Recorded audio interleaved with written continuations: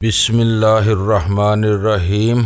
गुमनाम हीरो के मुअज़्ज़ज़ नाज़रीन, अस्सलामु अलैकुम। आइए चलते हैं कहानी की तरफ। मुझे तुम पर घमंड है, अब मुझे कोई फिक्र नहीं है। शोभा बातों के मूड में थी और मुझे नींद आ रही थी। मैं इसे कह भी नहीं सकता था कि वो अपने कमरे में जाकर सो जाए, लेकिन शायद इसे खुद ही ख्याल आ गया। देखो मैं तुम्हें कितना परेशान कर रही हूँ, तुम्हें नींद से जगाकर बिठा दिया। अच्छा अब तुम सो जाओ, मैं चलती हूँ। शोभा ने कहा। वो चंद लम्हे मेरी तरफ देखती रही, फिर झुककर अपने होंठ मेरी पेशानी पर जब्त कर दिए। मेरे पूरे बदन में सनसनी की एक लहर सी दौड़ गई, लेकिन मेरे सीने में किसी फितने ने सर नहीं उबारा था, ना ही कोई लगब ख्याल मेरे जहन में आया था। न जाने क्यों मुझे इस वक्त थाई याद आ गई थी। मेरा दिल चाहता था कि शोभा इसी तरह मेरे ऊपर झुकी रहे और इसके होंठों का लम्स मेरी पेशानी को गरमाता रहे। अजीब सा सुरूर था इस बोसे में। शोभा सीधी हो गई, इसके होंठों पर बड़ी दिल फरेब मुस्कुराहट थी। मैं चलती हूँ। वो पलंग से उतर गई। सो जाओ, तुम्हें नींद आ रही है। दरवाजे के करीब पहुंचकर इसने मुड़कर मेरी तरफ देखा। शुभ रात्रि, इसने गुनगुनाती हुई आवाज में कहा और अपने कमरे में चली गई। मैं दरवाजे के सामने हिलते हुए पर्दे को देखता रहा और फिर मेरी आंखें बंद होने लगी और मैं सरूरो कैफ की अजीब सी कैफियत में डूबता चला गया। कई रोज गुजर गए। इस दौरान में योगी गौतम बोस के कॉटेज में मेरी रियाजत जारी रही। मेरे अंदर ख्वाबिदा पुरअसरार कुव्वत की बेदारी का इब्तदाई मरहला शुरू हो चुका था और मैं अपने आप में अजीब सी तब्दीली और कैफियत महसूस करने लगा था। अब मुझे यकसोई और मुकम्मल तवज्जो की जरूरत थी और इस मामले में जरा सी गफलत से सब किए किराए पर पानी फिर सकता था। पहले तो रोजाना रात को ठाकर का फोन आता रहा, फिर इसमें एक दिन का वक्फा आ गया। वो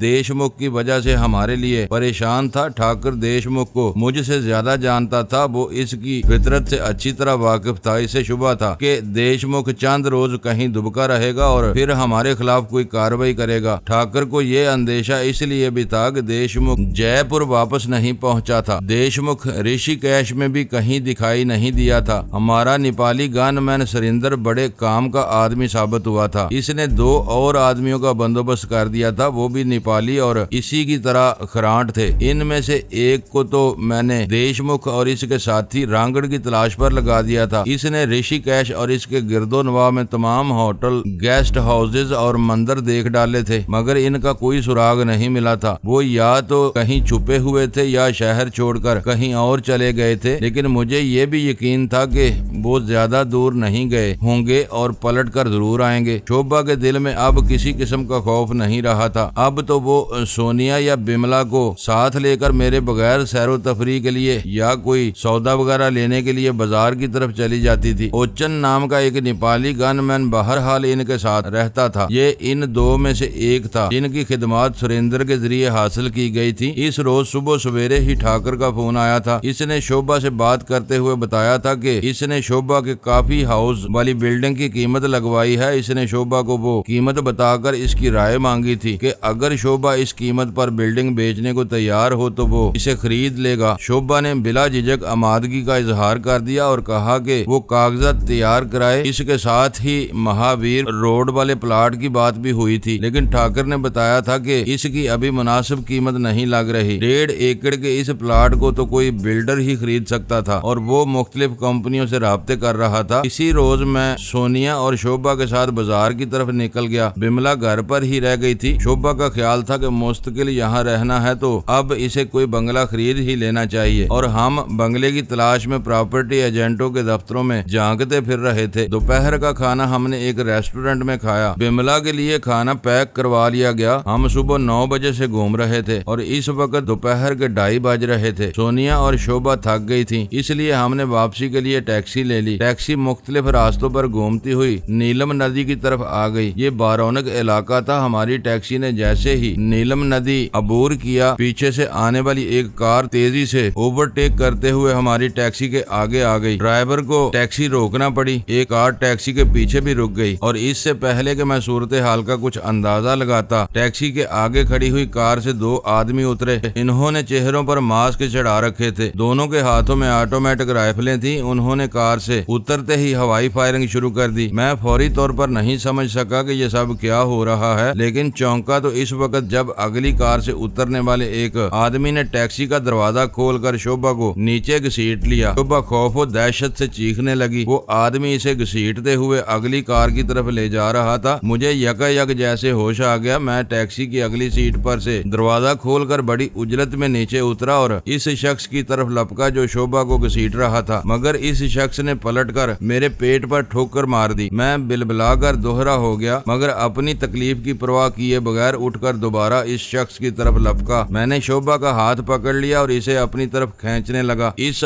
दौरान में दूसरा आदमी भी इस तरफ पहुंच गया और इसने राइफल का बट पूरी कुव्वत से मेरे कंधे पर मार दिया। मेरे मुंह से चीख निकल गई। शोभा का हाथ भी मेरे हाथ से छूट गया। मैंने संभलना चाहा, मगर इस शख्स ने एक बार फिर राइफल घुमा दी। इस मर्तबा राइफल का बट मेरे कुल्ले पर लगा। पहला आदमी शोभा को घसीटते हुए अगली कार तक ले जा चुका था। इसके एक हाथ में राइफल थी और दूसरे हाथ में इसने शोभा की कलाई थाम रखी थी। वो पूरी कुव्वत से शोभा को कार में ठोंसने की कोशिश कर रहा था। शोभा बुरी तरह चीखते हुए मजाहमत कर रही थी। इसने इस शख्स की कलाई पर दांत गाड़ दिए। वो शख्स चीख उठा। इस शख्स ने शोभा को खुले हुए दरवाजे में धकेल दिया और खुद भी अंदर बैठकर दरवाजा बंद कर लिया। मैं अपने अंजाम की परवाह किए बगैर दूसरे आदमी से लिपट गया। इस दौरान में पिछली कार से भी 2 आदमी उतरे थे और सोनिया को टैक्सी से खींचकर अपनी कार की तरफ घसीट रहे थे। सोनिया भी चीखते हुए मजाहमत कर रही थी। मैं इसकी तरफ लपका। मेरा पैर एक आदमी के पैर में उलझा और मैं गिरते हुए मुंह के बल गिरा। मैं संभलने की कोशिश कर रहा था। मेरी खोपड़ी पर जोरदार ठोकर पड़ी। मैं सर को दोनों हाथों में थाम कर सड़क पर लौटने लगा। वो दोनों आदमी मेरे जिस्म पर ठोकरों की बारिश करते रहे, जबकि इनका तीसरा साथी ऑटोमेटिक राइफल से मुसलसल हवाई फायरिंग कर रहा था। चलो भागो, अब देर नहीं करो, फायरिंग करने वाला चीखा। इसका एक साथी दौड़कर अगली कार में सवार हो गया जिसमें शोभा को ठोंसा गया था और दूसरा पिछली कार की तरफ दौड़ा जहां से सोनिया के चीखने की आवाजें सुनाई दे रही थी। दोनों कारें हरकत में आकर तेज रफ्तारी से आगे बढ़ गईं। मैं उठकर कारों के पीछे दौड़ा, लेकिन ठोकर खाकर गिर गया। मैं उठने की कोशिश करते हुए चीख रहा था कि लोगों, इन बदमाशों को रोको, इन 2 मासूम औरतों को बचाओ जिन्हें वो अगवा करके ले जा रहे हैं। वहां आसपास सैकड़ों लोग जमा हो चुके थे। तकरीबन 100 गज के फासले पर पुलिस स्टेशन था, लेकिन ना तो पुलिस आई और ना ही किसी और ने इन बदमाशों को रोकने की कोशिश की। अपनी जान हर एक को प्यारी होती है, कोई आगे बढ़ने की हमाकत नहीं कर सकता था। मैं पागलों की तरह चीखते हुए इधर उधर दौड़ता रहा, लेकिन कोई शख्स मेरी मदद को तैयार नहीं था। मैं टैक्सी की तरफ लपका, लेकिन टैक्सी ड्राइवर भी दहशत से बेहोश हो चुका था। मैं इसे बाजू से पकड़कर बाहर खींचने लगा, लेकिन इसी लम्हे मेरे सर में एक जोरदार ठेस उठी और मेरी आंखों के सामने अंधेरा छा गया। मैं संभलने की कोशिश करता रहा, लेकिन तारीकी की चादर फैलती चली गई और फिर मेरा जहन तारीकी में डूबता चला गया। होश में आने के बाद मैं कुछ देर तक धुंधलाई हुई नजरों से अपने चारों तरफ देखता रहा। पहले तो मुझे ये जगह अजनबी सी लगी, लेकिन अपने एतराफ में बेड पर लेटे हुए मरीजों को देखकर मुझे अंदाजा हो गया कि मैं अस्पताल में हूँ, लेकिन मुझे ये एहसास नहीं हो सका कि मैं अस्पताल में क्यों हूँ। जहन पर जोर डालने से दिमाग में धमाके से होने लगे। फिर यकायक मुझे याद आ गया कि मेरे साथ क्या वाकया पेश आया था। शोभा और सोनिया को दिन दहाड़े अगवा कर लिया गया था और मैं इन्हें बचाने में कामयाब नहीं हो सका था। इन दोनों का ख्याल आते ही मैं एक झटके से उठकर बैठ गया। इसके साथ ही मेरे मुंह से हल्की सी चीख निकल गई। चीख की आवाज सुनकर एक नर्स और इसके साथ बिमला दौड़ते हुए मेरे करीब पहुंच गई। बिमला न जाने कब से वार्ड के आखिर में नर्स के पास बैठी हुई थी। मैं बेड से उतरने की कोशिश कर रहा था कि वो दोनों मुझे पकड़कर दोबारा लिटाने की कोशिश करने लगी। अरे अरे, कहाँ जा रहे हो? लेटे रहो, तुम्हें आराम की जरूरत है, बिमला ने मेरा बाजू पकड़ते हुए कहा। नहीं बिमला, मैंने अपना बाजू छुड़ाने की कोशिश करते हुए कहा, मैं यहाँ लेटकर आराम नहीं कर सकता। वो लोग शोभा और सोनिया को उठाकर ले गए हैं, मैं जानती हूँ। बिमला बोली, तुम 2 घंटों बाद होश में आए हो। वो लोग पता नहीं अब तक कितनी दूर जा चुके होंगे और फिर तुम जख्मी हो। देखो, तुम्हारे पूरे जिस्म पर नील पड़े हुए हैं। मुझे कोई तकलीफ नहीं, मैं बिल्कुल ठीक हूँ। मैं बेड से उतर आया। आओ मेरे साथ चलो बिमला, हम वक्त जाया नहीं कर सकते। इस दौरान में एक डॉक्टर भी वार्ड में आ गया। इसने भी मुझे रोकने की कोशिश की, मगर मैं इसे एक तरफ धकेलते हुए आगे बढ़ गया। ये छोटा सा अस्पताल हमारे बंगले से ज्यादा दूर नहीं था। हम पैदल ही वहाँ तक चलकर आए थे। मेरे पैरों में जूते भी नहीं थे। जिस्म के हर हिस्से में टीसें उठ रही थी। सर में धमाके से हो रहे थे। अगर बिमला मुझे सहारा ना दिए हुए होती तो मैं रास्ते में कई बार गिरता और यहाँ तक पहुँचना मुश्किल हो जाता। घर पहुँचते ही मैंने सबसे पहले पहले स्टेट डीलर को टेलीफोन किया। रोशन नामी इस शख्स से मेरी अच्छी खासी दोस्ती हो चुकी थी। वो प्रॉपर्टी के अलावा कारों की खरीदो फरोख्त और किराए पर देने का कारोबार भी करता था। हेलो रोशन, मैंने रिसीवर पर इसकी आवाज सुनते ही कहा, मुझे एक गाड़ी चाहिए, बेहतरीन हालत में हो और लंबे सफर के लिए कारआमद हो। हाँ हाँ मैं ठीक हूँ, और सुनो, कार की टैंकी फुल हो, ठीक है, मैं इंतजार कर रहा हूँ। तुम इसकी परवाह मत करो, अगर कार वापस न आई तो मेरे दोस्त ठाकर बानोद सिंह से तुम्हें इसकी पूरी कीमत मिल जाएगी। ठीक है, मैं इंतजार कर रहा हूँ। मैंने फोन बंद कर दिया और बाथरूम में घुसकर आईने में अपना जायजा लेने लगा। मेरा हुलिया इस कदर बिगड़ा हुआ था कि मुझे अपने आप को पहचानने में भी दुश्वारी पेश आ रही थी। बाएं आंख के नीचे स्याह धब्बा था, दायां जबड़ा भी सूजा हुआ था, कंधे पर दोनों तरफ शदीद टीसें उठ रही थी, कुल्ले में भी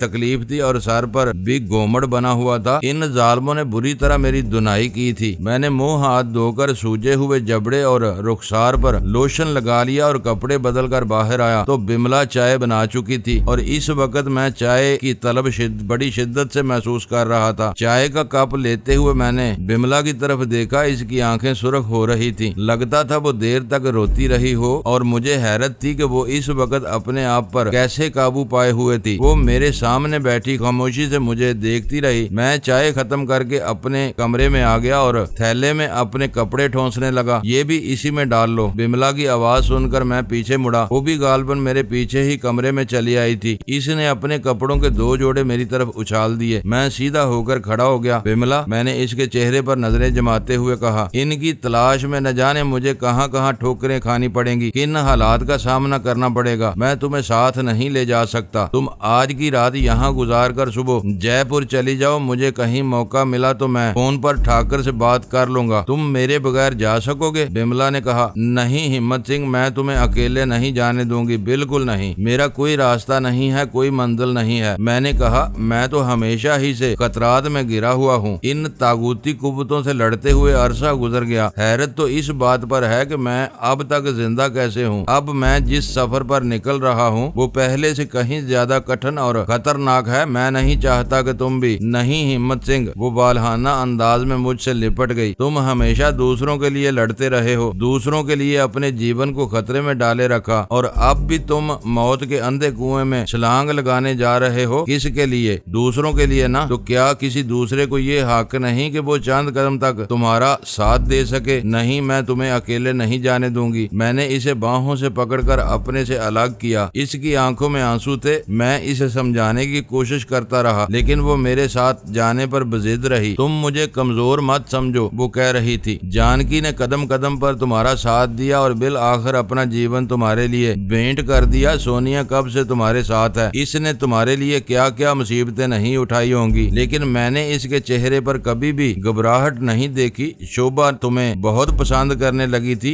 इसने भी फैसला कर लिया था कि तुम्हें कहीं नहीं जाने देगी। और मैं वो चंद लम्हों को खामोश हुई, फिर बोली, क्या तुम मुझे इनसे कमजोर समझते हो? यकीन करो, मैं तुम्हारे पैरों की जंजीर नहीं बनूंगी। इस वक्त तुम्हें मेरी जरूरत है और मैं तुम्हें अकेले नहीं जाने दूंगी। और मैं वादा करती हूँ कि जब मैं ये समझूंगी कि तुम पर बोझ बन रही हूँ या तुम्हारे रास्ते की रुकावट बन रही हूँ तो मैं खामोशी से अपना रास्ता बदल लूंगी और तुम्हें अकेला छोड़ दूंगी। मेरे मुंह से गहरा सांस निकल गया। मैंने कुछ कहने की बजाय इसके कपड़े भी थैले में ठोंस लिए। बिमला के होंठों पर खफीफ सी मुस्कुराहट आ गई और वो एक बार फिर मुझसे लिपट गई। मैंने इसे अपने आप से अलग किया और थैला बिमला के हवाले कर दिया कि वो इसमें जरूरत की और चीजें डाल ले। मैं इस कमरे से निकलकर लाउंज में आ गया। इस वक्त मेरी हालत ऐसी थी कि मुझे वाकई आराम और इलाज की जरूरत थी। मेरे पूरे बदन में टीसें उठ रही थी। बात करने के लिए मुंह भी पूरी तरह नहीं खोल रहा था, लेकिन मैं जो कुछ भी कर रहा था अपनी कुव्वत इरादी के बलबूते पर कर रहा था। मैंने कुर्सी पर बैठकर फोन का रिसीवर उठा लिया और जयपुर में ठाकर का नंबर मिलाने लगा। लाइन मिलने में ज्यादा देर नहीं लगी। कॉल ठाकर ने ही रिसीव की थी। मैंने 1-2 रस्मी जुमलों के तबादले के बाद ठाकर को सूरत हाल से आगाह कर दिया। ओह, ठाकर बोला, इसके साथ और कौन लोग थे? वो खुद नहीं था, मैंने जवाब दिया। मेरा ख्याल है इसने ये काम किराए के गुंडों से करवाया है, जिन्होंने चेहरों पर नकाब चढ़ा रखे थे।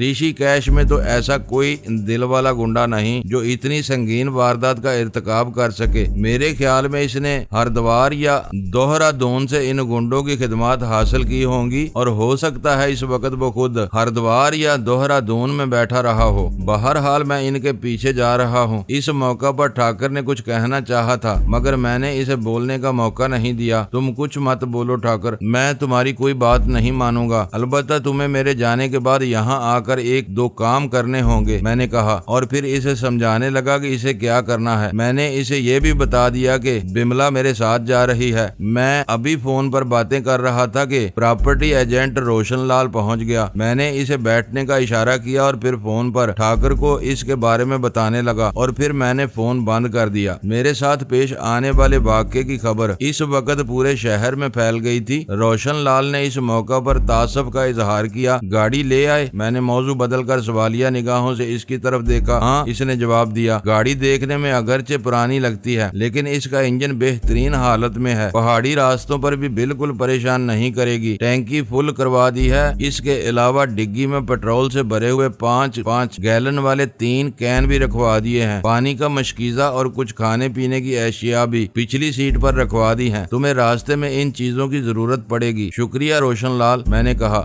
मैंने जयपुर में अपने दोस्त से कह दिया है, वो चंद रोज में यहाँ आएगा। अगर एक हफ्ते तक मैं वापस न आया तो वो इस बंगले, कार और तुम्हारी गाड़ी का हिसाब कर देगा। एहतियातन तुम भी इसका फोन नंबर लिख लो। मैंने इसे ठाकर का फोन नंबर लिखवा दिया और चंद लम्हों की खामोशी के बाद बोला, मैंने इनमें से एक कार का नंबर देखा था, इसके साथ DN के हरूफ लिखे हुए थे। क्या तुम बता सकते हो ये सीरियल नंबर कहाँ का है? ये तो देहरादून का नंबर है, इसने कहा। मेरा भी यही ख्याल था, मैंने कहा और उठकर खड़ा हो गया। मगर किस्सा क्या था? कौन लोग थे वो? रोशन ने पूछा। वो भी उठकर खड़ा हो गया था। लंबी कहानी है, मैंने गहरा सांस लेते हुए जवाब दिया। जिंदा रहा और वापस आ गया तो जरूर बताऊंगा। वैसे क्या तुम बता सकते हो कि वो लोग किस तरफ गए होंगे? सुनने में तो यही आया था कि वो लोग हरिद्वार की तरफ फरार हुए थे। लोगों ने पुलिस थाने का घेराव कर लिया था कि इनका पीछा किया जाए, लेकिन पुलिस ने कोई कार्रवाई नहीं की। पुलिस ऐसे मौकों पर कोई कार्रवाई नहीं करती और ऐसी संगीन वारदातें पुलिस के तावन के बगैर की भी नहीं जा सकती, मैंने कहा। आम लोगों का भी यही ख्याल है कि ये कार्रवाई करने से पहले पुलिस को गोश्त खिला दिया गया था ताकि वो मुदाखलत न करे, रोशन लाल ने कहा। और वैसे भी यहाँ के थाने का इंचार्ज बहुत हरामी आदमी है। शुक्रिया रोशन लाल जी, मैंने कहा। इस बंगले की चाबी मैं आपको देकर जा रहा हूँ। ठाकर बानोद सिंह आ जाए तो इससे सारा हिसाब कर लीजिए। आप इनके पीछे जा रहे हैं? रोशन के लहजे में हैरत थी। आपकी अपनी हालत अच्छी नहीं है। वैसे भी शाम का अंधेरा छा रहा है। रात के वक्त इन खतरनाक पहाड़ी रास्तों पर सफर करना खुदकशी के मुतरादिफ है। पहले ही बहुत वक्त जाया हो चुका है, मैंने कहा। इससे पहले कि मेरे और इनके दरमियान वक्त की खलीज मजीद वसी हो जाए, मैं इन तक पहुंच जाना चाहता हूं। मैंने बिमला को इशारा किया। वो थैला उठाकर बाहर निकल गई। मैंने बत्तियां बुझाकर दरवाजा बंद कर दिया और चाबी रोशन के हवाले कर दी। गेट पर नेपाली मुहाफिज मौजूद थे। आप इन सब का हिसाब कर दीजिए रोशन लाल जी, और अगर मुनासिब समझे तो एक आदमी की ड्यूटी यहाँ लगाए रखें। घर की हिफाजत होती रहेगी, मैंने कहा। मैं सारा इंतजाम कर लूंगा, आप चिंता न करें, रोशन लाल ने कहा। गाड़ी गेट के सामने मौजूद थी। चाबी इग्निशन में लगी हुई थी। रोशन लाल ने बता दिया कि गाड़ी के कागजात भी डैशबोर्ड में रखे हुए हैं। बिमला ने थैला पिछली सीट पर डाल दिया और आगे पैसेंजर सीट पर बैठ गई। मैंने रोशन लाल से हाथ मिलाया और ड्राइविंग सीट पर बैठ गया। चाबी घुमाते ही इंजन स्टार्ट हो गया। इसकी हमवार आवाज से भी अंदाजा लगाया जा सकता था कि इंजन वाकई बेहतरीन हालत में था। मैंने रोशन लाल की तरफ देखकर हाथ हिलाया और गाड़ी आगे बढ़ा दी। शहर की हदूद से निकलते ही मैंने रफ्तार बढ़ा दी। पहाड़ियों में बल खाते हुए दूसरे ही मोड़ पर सामने से आने वाली बस को देखकर मैंने रफ्तार कम करके कार को बिल्कुल साइड पर ले लिया। ये हरिद्वार की तरफ से आने वाली आखिरी बस थी जो 7 बजे ऋषिकेश के अड्डे पर पहुंच जाती। शाम का अंधेरा फैलने के बाद इन पहाड़ी रास्तों पर सफर करना निहायत खतरनाक था, इसीलिए शाम के बाद इस सड़क पर ट्रैफिक बिल्कुल नहीं होता था। हमारी तरह किसी मजबूरी के तहत सफर करना और बात थी। अंधेरा गहरा हो गया था। मैंने हेडलाइट्स जला ली थी। अंधेरे में चकराती हुई हेडलैंप्स की रोशनी बड़ा पुरअसरार तासर दे रही थी। मैं बहुत मोहतात होकर ड्राइव कर रहा था। बिमला अपनी सीट पर सुकड़ी हुई सी बैठी थी। इसके चेहरे पर खौफ के हल्के से तासरात थे। हम 8:30 बजे के करीब हरिद्वार शहर के नवा में पहुंच गए। लबे सड़क चुंगी नाके पर मुझे कार रोक लेनी पड़ी। सड़क पर बैरियर लगा हुआ था। कार रुकते ही सड़क के किनारे पर बनी हुई कोठरी से एक आदमी निकलकर सामने आ गया। मैंने कार के अंदर की बत्ती जला दी। इसने करीब आकर पहले हमें फिर कार की पिछली सीट पर देखा और आगे जाकर सड़क पर तनी हुई लोहे की जंजीर गिरा दी। मैंने कार आगे बढ़ा दी और फिर अचानक ही एक और ख्याल के तहत इस शख्स के करीब पहुंचकर मैंने कार रोक ली। ऋषिकेश से हरिद्वार की तरफ आने वाला यही एक वाहिद रास्ता था और चुंगी के बैरियर की वजह से हर गाड़ी को यहाँ रुकना पड़ता था। ये शख्स अगर शाम से पहले भी यहाँ ड्यूटी पर था तो इसने इन लोगों को यहाँ से गुजरते हुए जरूर देखा होगा। सुनो, मैंने इस शख्स को मुखातिब किया, तुम कितने बजे से यहाँ ड्यूटी पर हो? मैं तो 24 घंटे यहाँ ड्यूटी पर रहता हूँ सरकार, इसने जवाब दिया। सहपहर 3 बजे के बाद ऋषिकेश की तरफ से 2 कारें इस तरफ आई थी। इनमें 2 आदमियों के साथ 2 औरतें भी थी। एक कार का नंबर मैं तुम्हें बता सकता हूँ क्या? तुम मुझे किसी कार का नंबर तो याद नहीं है सरकार, मगर इन औरतों को मैंने देखा था। इसने मेरी बात काटते हुए कहा, मुझे इसलिए याद है कि इनमें से एक कार में राधन बैठा हुआ था और इसने बताया था कि दोनों औरतें बीमार हैं और इन्हें अस्पताल ले जा रहे हैं। ओह, मेरे दिल की धड़कन तेज हो गई। इसने एक आदमी का नाम लिया था जिसका मतलब था कि वो इसे जानता था। राधन कौन है, कहाँ रहता है? मैंने पूछा। राधन को तो सारा शहर जानता है सरकार, वो इधर का दादा है, इस शख्स ने जवाब दिया। वो सरायदारों और गेस्ट हाउस वालों से बता लेता है। इसकी मंजूरी के बगैर कोई यहाँ धंधा नहीं कर सकता। मैंने सोनिया और शोभा के हुलिये बताकर पूछा तो इसने तस्दीक कर दी कि इन कारों में यही औरतें थीं जो बेहोश पड़ी हुई थी। मेरे दिमाग में धमाके से होने लगे। इन दोनों को यकीनन बेहोश करके रखा गया होगा। मैंने बिमला की तरफ देखा, इसके चेहरे पर भी सनसनी के तासरात उभर आए थे। मैंने चुंगी मुहर्रर का शुक्रिया अदा किया और गाड़ी आगे बढ़ा दी। अच्छा ही हुआ कि मैंने चुंगी मुहर्रर से पूछ लिया था। इस तरह हमारी बहुत बड़ी मुश्किल आसान हो गई थी। कम से कम एक सुराग तो मिल गया था। चुंगी मुहर्रर के कहने के मुताबिक राधन यहाँ का मशहूर बदमाश था। इस जैसे शख्स का ठिकाना मालूम करना ज्यादा मुश्किल नहीं होता। अगर वो ना भी मिला तो इसके किसी गुर्गे से ये तो मालूम हो जाएगा कि वो कहाँ है। राधन काबू में आ जाए तो इससे देशमुख का पता मालूम किया जा सकता था। बाजारों में रौनक थी। मैंने कार एक गली में मोड़ के ऐसी जगह पर खड़ी कर दी जहाँ किसी कदर अंधेरा था और ज्यादा लोगों की आमदोरफ्त भी नहीं थी। सामने बाजार था, इस तरफ अलबत्ता खासी रौनक थी। हमने दोपहर को होटल में खाना खाया था और तुम्हारे लिए खाना लेकर आ रहे थे कि रास्ते में ये सानहा पेश आ गया। मैंने बिमला की तरफ देखते हुए कहा, तुमने दोपहर को भी खाना नहीं खाया था और अब 9 बज रहे हैं। तुम यहीं कार में बैठी रहो, मैं कुछ खाने को लेकर आता हूँ। मन नहीं चाह रहा। वैसे खाने पीने का सामान तो पीछे भी रखा हुआ है, बिमला ने कहा। ओह, इसे तो मैं भूल ही गया था, मैंने कहा और सीट के ऊपर से झुककर पिछली सीट पर पड़ी हुई पोटली उठा ली। प्लास्टिक का ढकने वाला बाउल था जिसमें पूरी मुर्गी रोस्ट की हुई रखी थी। इसके साथ 4-5 तंदूरी नान थे। पिछली सीट पर एक तिनकों वाली टोकरी भी रखी थी, इसमें फल वगैरह रखे हुए थे। मुझे समझने में देर नहीं लगी कि रोशन लाल ने रोस्टेड चिकन और नान किसी होटल से खरीद कर पैक करवाए थे। हम कार ही में बैठे खाना खाते रहे। जबड़े और रुखसार की हड्डी पर सूजन की वजह से मुझे नवाला चबाने में खासी तकलीफ हो रही थी, लेकिन पेट में कुछ न कुछ ईंधन डालना जरूरी था। तकरीबन 1.5 घंटा ड्राइविंग सीट पर सीधा बैठे रहने से मेरी कमर तख्ते की तरह अकड़ गई थी और पूरा जिस्म दुख रहा था। लेकिन मैंने भी कसम खाई थी कि इस वक्त तक आराम नहीं करूंगा जब तक सोनिया और शोभा को छुड़ाकर देशमुख का मुखड़ा ना बिगाड़ दूं। खाने के बाद मैं करीबी होटल से चाय ले आया। चाय पीने के बाद ही हवास कुछ बहाल हुए थे। हरिद्वार मेरे लिए अजनबी नहीं था। मैं कई रोज यहाँ रह चुका था। तकरीबन तमाम रास्ते मेरे देखे वाले थे। मैं कार स्टार्ट करके पिछली सड़क पर ले आया। यहाँ ट्रैफिक बहुत कम था और मैंने कार की रफ्तार कम ही रखी थी। मैं शहर की मुख्तलिफ सड़कों पर घूमते हुए इस तरफ निकल आया जहाँ जरा आगे बिमला और ठाकर वगैरह के साथ कॉटेज में ठहरा था। इस तरफ एक गेस्ट हाउस है। बिमला ने एक जैली सड़क की तरफ इशारा किया। वो शायद समझ गई थी कि मुझे किस चीज की तलाश है। मैंने कार इसी सड़क पर घुमा दी और तकरीबन 200 गज आगे जाकर नारायण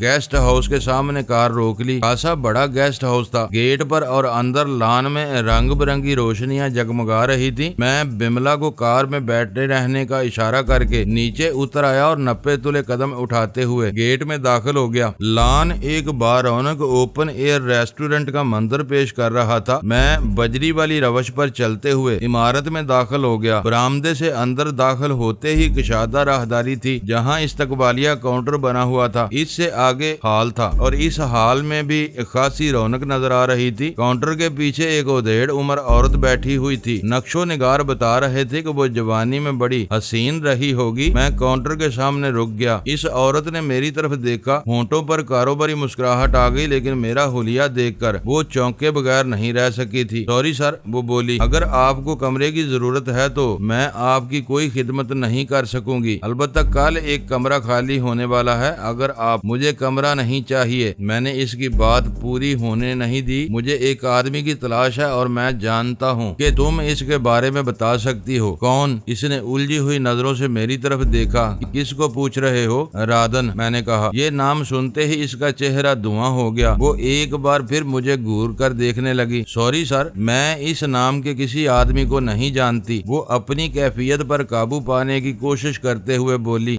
मुअज़्ज़ज़ नाज़रीन, लाइक करें, शेयर करें और कमेंट्स बॉक्स में पाक आर्मी जिंदाबाद, पाकिस्तान पाइंदाबाद का नारा ज़रूर दर्ज करके अपने मुल्क पर फ़ख्र करें और पाकिस्तान की बुनियादें मजबूत करने में अपना किरदार अदा करें। वीडियो देखने का शुक्रिया।